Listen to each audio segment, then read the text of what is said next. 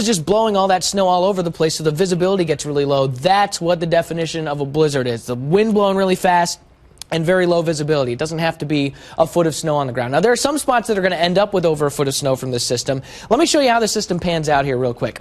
So